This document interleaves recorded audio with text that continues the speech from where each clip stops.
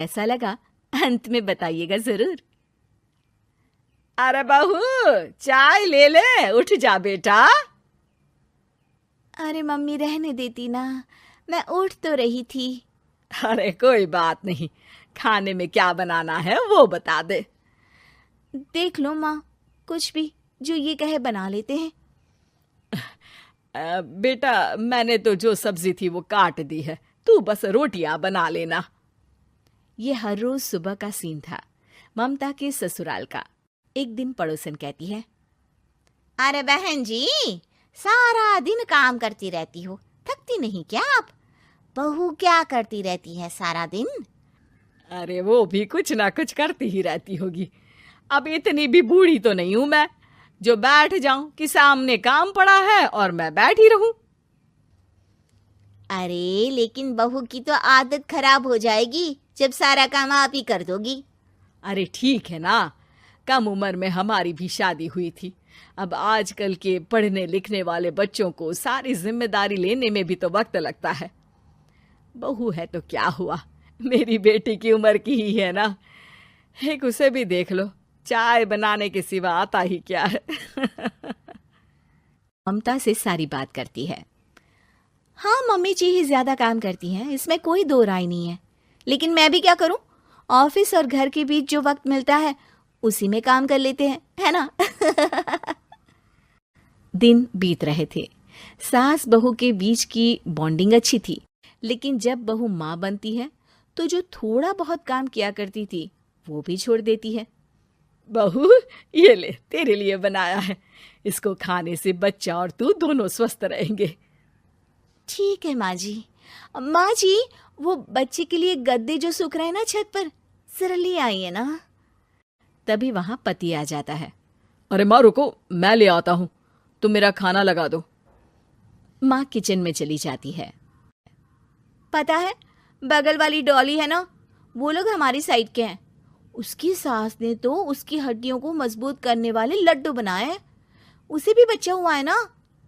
पता नहीं मम्मी जी क्या पानी सा उबाल कर दे देती है, मैं तो बस वही खा लेती हूँ। अरे तो तुम्हारे साइड बनता है तो तुम अपनी माँ से बोल दो, वो बना देंगी। आहा, माँ की तबीयत ठीक नहीं रहती, तुम जानती हो ना, कैसे बनाएंगी वो।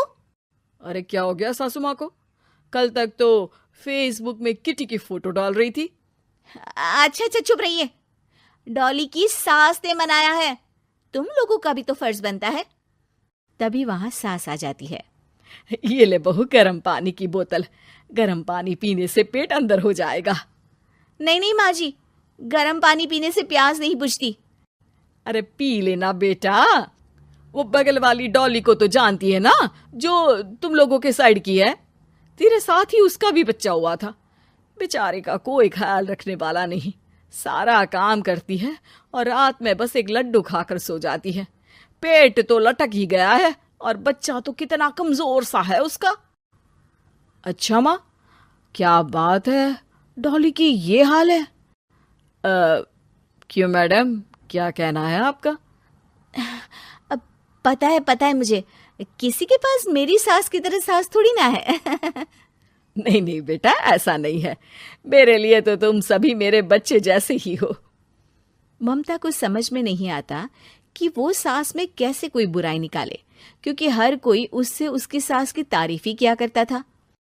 एक रोज ममता के घर उसकी ननद आती है। अरे भाभी, मुन्नी को तो 6 महीने हो गए, आप अभी भी बेड पर हो। आ गई है आप? कैसी हैं बुआ? बच्चा होने के 6 महीने बाद आई हैं आप। भाभी, अमेरिका दूर है ना, तो वक्त लग जाता है। अब इनकी छुट्टी अभी थी तो सभी आ गए। वैसे माँ कहाँ है? थकी हारी सास बेटी को देखकर खुश हो जाती है। माँ, इस बार तेरा वीजा तैयार है, मेरे साथ चलने को तैयार रहना। हाँ हाँ बेटा, मैं तैयार हूँ। अरे ऐसे कैसे माँ, मैं कैसे मैनेज करूंगी? कैसे मतलब? जैसे मैंने किया अमेरिका में, आप इंडिया में कर लेना।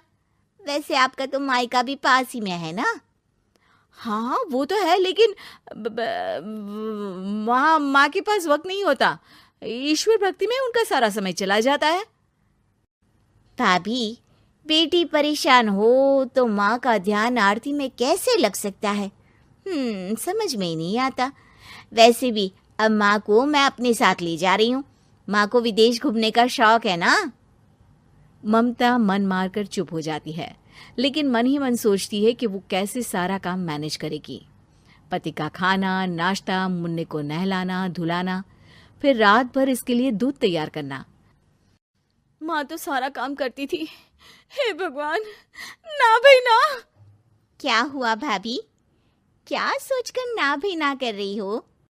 अरे कुछ नहीं, बस बच्चे के बाद से ही कमजोरी ज्यादा हो गई है ना, तो अचानक से बड़बड़ाने लगती हूँ मैं। अगले दिन ममता अपनी माँ को फोन करती है।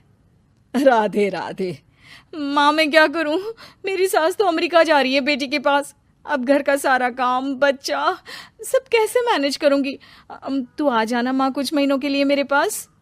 अरे ना ना ममता, मेरे बस की बात नहीं है काम धाम। अरे तू तो जानती है ना, मैंने तो तेरे भाई की शादी भी गरीब गांव की लड़की से इसीलिए ही की थी कि वो चुपचाप घर का सारा काम करे। वैसे भी अब तो आदत भी नहीं रही मेरी काम करने की। ममता को माँ पर बहुत गुस्सा आता है। ठीक है माँ, देख लूंगी मैं, लेकिन मेरी मुसीबत के वक्त आप मेरा साथ नहीं दे रही है। अब भूल जाना मुझे। ममता गुस्से में आकर फोन रख देती है और रोने लगती है, लेकिन बेचारी करे भी तो क्या। अब सास और ननद दोनों घर का काम करते, नेहा आराम करती, लेकिन अब आराम में भी उसे चिंता रहती। और फिर वो दिन भी आ जाता है जब ननद का जाने का वक्त आ जाता है। भाभी मैं जा रही हूँ, अपना और मुन्ने का ख्याल रखना। ममता सास को देखती है और गले लगकर रोने लगती है। माँ जल्दी आ जाना। सास मुस्कुराकर कहती है, कहाँ से ममता, मैं कहीं नहीं जा रही। मैंने देखा कि मेरे जाने की बात से ही तू परेशान हो गई थी, इसीलिए मैंने अपना जाना कैंसिल कर दिया है। तू चिंता ना कर, मैं तेरे साथ ही रहूंगी। ममता को अपनी माँ की बात याद आती है कि कैसे उसके कहने पर भी ममता की परेशानी को समझने की बजाय उसने मना कर दिया, जबकि सास ने बिना कुछ कहे बहू की समस्या पढ़ ली। हाँ माँ, हम सब साथ चलेंगे बाद में दीदी के घर अमेरिका। आज से आप रानी बनकर रहना और मुन्ने को देखना। मैं समझ चुकी हूँ कि मेरा फर्ज क्या है।